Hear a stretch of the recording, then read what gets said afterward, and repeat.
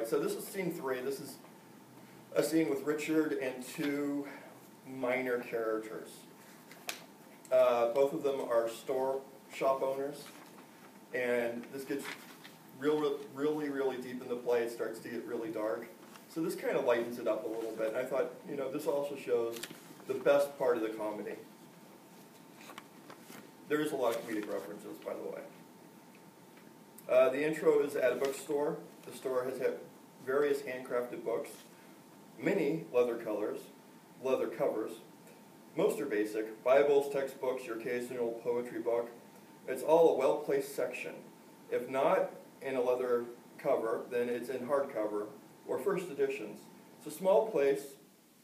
A small place like this can't afford paperback space. It's a store about quality, not quantity. Philip is a small, fat Jewish man. He has the traditional habako and beard. He is ready for a lean winter, as is the custom in these parts. He has a well-rounded face. Think Mel Brooks and Robin Hood Men in Tights. He has a pair of Coke bottle glasses and is reading from a leathery-bound version of Romanian poetry from the 19th century. Every 30 seconds or so, there's a cha-ching, a sale of another book. The owner goes and finds the volumes on the shelves or in the back room and sets it aside. He never gets to read his book. And this will be 3 people, so let's just assign them out now. Richard, you still want to do Richard? All right, we've got Philip. Who wants to do Philip? Anybody, or I'll sign? Tell you what, I'll do Philip. There's Chomsky. Chomsky we'll get to momentarily. Who wants to do Chomsky? You Chomsky? You'll do Chomsky. Okay. Where's Chomsky? Welcome, stranger. Thank you. Let me guess, you're from the New World, America? It's not new anymore. Nice store. We have everything to your heart's content. Everything is €5 from our Bibles to our library books. And can I say, you're getting a bargain. Since this devil's device was put in, I've sold these books for 10 years or more, mostly to the uninformed public of your country. Stoke the fire, do you? Oh, people want my books. Oh, look, there's another one. You excuse me. Do you have a book on love? Love? Explain to me love. I have my wife Phyllis. We love each other as much as we love poetry. I don't know. Men looking on a journey with love. Oh, you want romantic.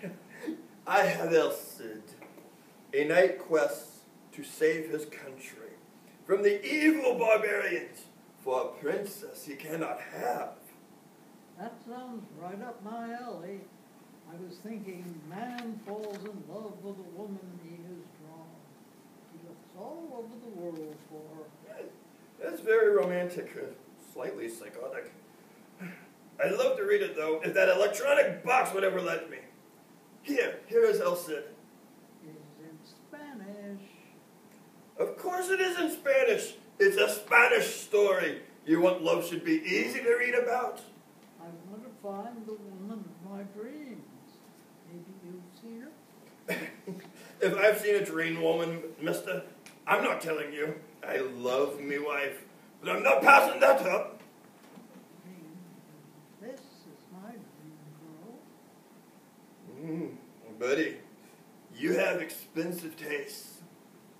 Well, it should never cost money. Then what's with the drachma coin? That's a lot of coin. That's very expensive to buy a wife. Did you buy Phyllis? Yes, I did, as a matter of fact. I paid 4 goats and 3 acres of land to her father as a dowry for her. But we've had wedded bliss ever since. Richard lays €5 on the counter.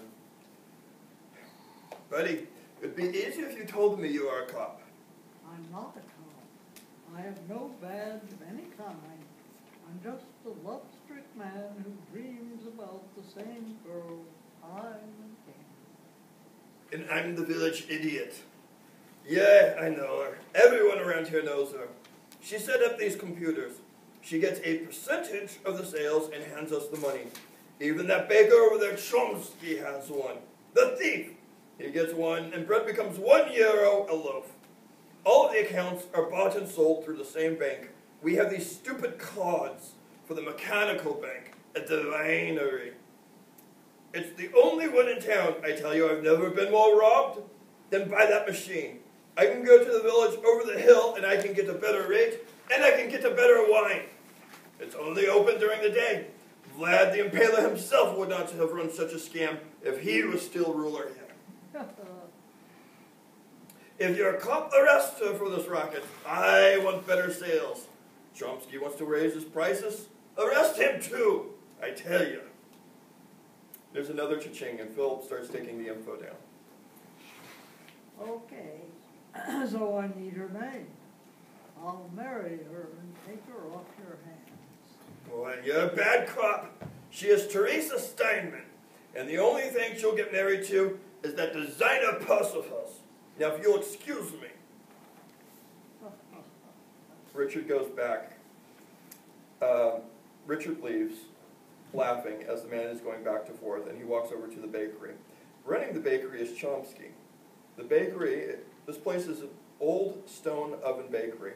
You expect from the 10th century. It's never changed in that amount of time. There's a stone oven where all of the baking is expected to be done. It is fed by wood chips underneath. Tables and have different baked goods, from donuts to French pastries and bread. It is a small store like the bookstore. The owner is a fat man with a beard. Enter Chomsky, a Greek Orthodox male who is the richest man in town. His cross hangs proudly from his neck. He has plenty of fancy gold, silver jewelry as one would expect a Romanian to have. His hair is long and black. He wears a suit covered in flour and yeast. What can I do for you, you American, right? Oh, that's me. Is it that obvious? You're out of place. What do you want? I was thinking of starting with some of those French tidbits.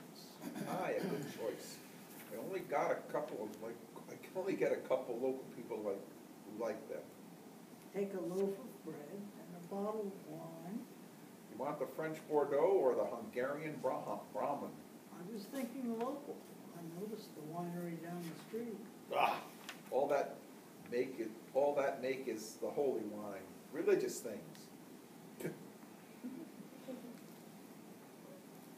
Nothing for a fine meal. Teresa agrees. She comes here from there every time she's in town. Always buys the French pastry. She loves these things. I don't make much during the week. Who's Teresa? She makes me the money. Puts up the computer. She sells my recipes. Every time it does, cha-ching, another euro. I make more money than the Jew book dealer over there. He's jealous. Thinks I am in league with the devil. Sounds like the girl has a lucky husband. She's not married. Only to that bank job of hers. Makes us money. It goes to the bank. Then they charge us to make the money out over. They take the money out over at the ATM. She supplies us with euros, big bucks. You'll have to introduce me then. I can always use a smart woman in the house. You would be a lucky man, no doubt.